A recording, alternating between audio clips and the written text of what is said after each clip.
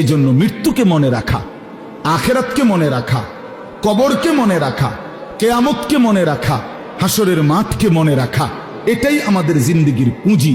আর এই কোরআনুল কারীমের মধ্যে আল্লাহ তাআলা এটাই বারবার বারবার মনে করায় দিয়েছে। আল্লাহ বলছে, বান্দা যাই করো শুধু এদ্দুর মনে রাখো, এটা থাকবে না, এটা থাকবে। দুনিয়া যতই সাজাও বান্দা মনে রাখো, তুমিও থাকতা না, দুনিয়াও থাকতো না। তুমিও যেমন মৃত্যু হবে, এই কায়নাতেরও মৃত্যু হবে।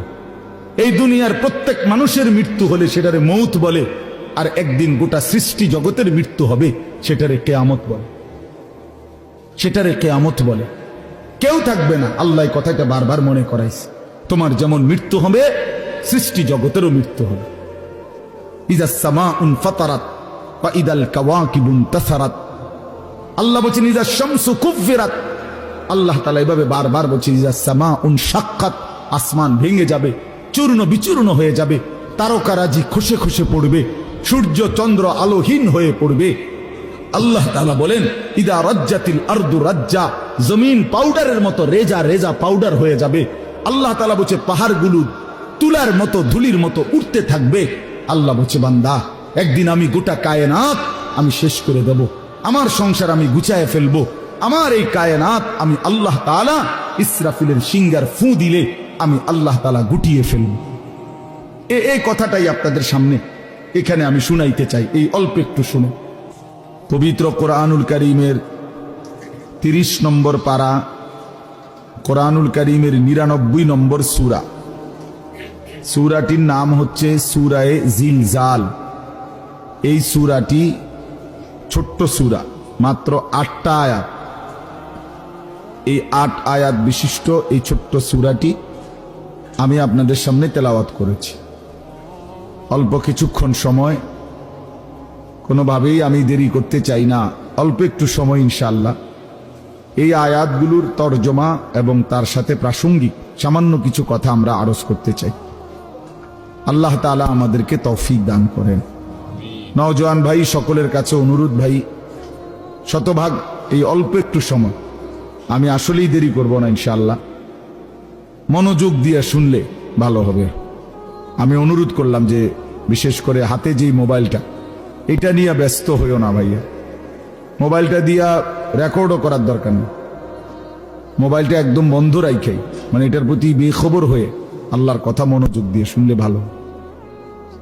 এটা একটা জরুরি বিষয়। আসলে যিনি যতটা আন্তরিকতা দেখায় আল্লাহর কথা ক্ষেত্রে, আল্লাহ তাআলা তার ততটা পরিবর্তন নসিব করে। নিজে কোনো রকমের গাফলতি খামখেয়ালি করলে, অবজ্ঞা করলে আল্লাহর কোরআন তার থেকে আসে না, পরিবর্তন আসে না। এটা অনেক গুরুত্বপূর্ণ।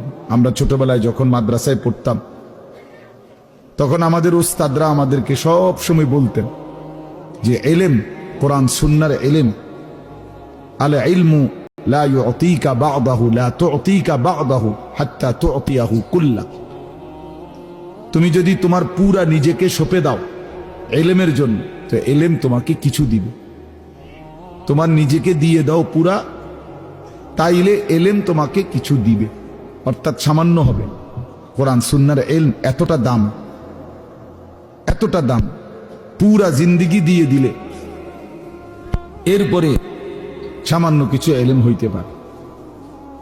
একজন বিশ্ববিখ্যাত বুজুর্গ আলেম ছিলেন আমাদের এই হিন্দুস্তানে, ভারতীয় উপমহাদেশে, হযরত মাওলানা মনজুর নোমানী রাহমাতুল্লাহ আলাইহি।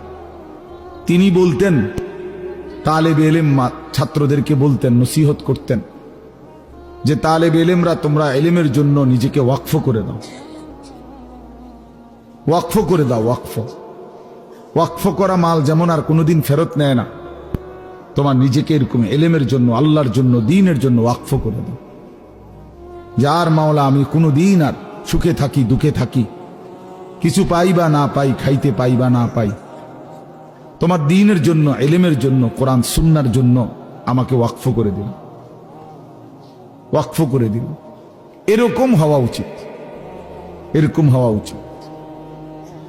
তিনি উদাহরণ দিছেন যে পূর্ববর্তী জামানায় আল্লাহর প্রিয় বান্দা বান্দিরা পেটে থাকতেই নিজের সন্তান আল্লাহর জন্য ওয়াকফ করে দিত। কোরআন শরীফে এটার উদাহরণ আছে। হযরত মরিয়ম আলাইহিস সালাম, আপনারা সবাই নাম জানেন, ঈসা আলাইহিস সালামের মা। এই মরিয়ম, উনার আম্মা যিনি ছিলেন, মরিয়ম আলাইহিস সালামের মা হযরতে হান্না বিনতে ফাখুস, হান্না ওনার নাম।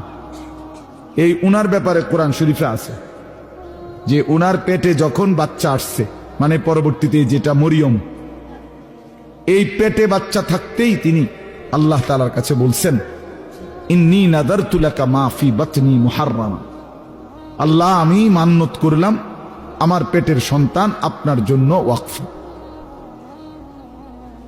আপনার দ্বীনের জন্য, মসজিদের খেদমতের জন্য, দ্বীনের জন্য ওয়াকফ।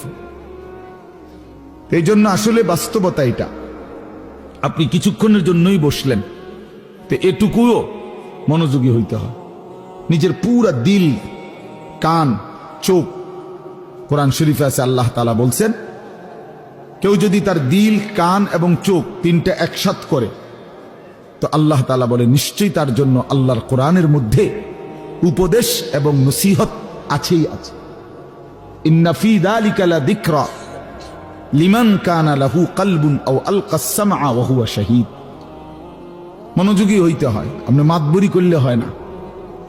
হুজুররা আর বলবেই কি, জানেই কি, না না, আপনি বহুত কিছু জানেন, কিন্তু আপনি এগুলো জানেন না। এজন্য কেউ অহংকার করতে নাই, মাতব্বরি করতে নাই।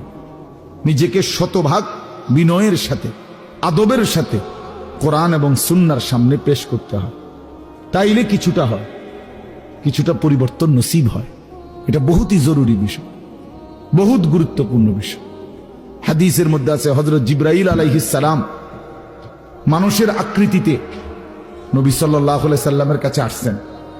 জিবরাইল আয়েশা নবীজির সামনে এভাবে বসছেন যে একেবারে নামাজের সুরতে যেভাবে বসে।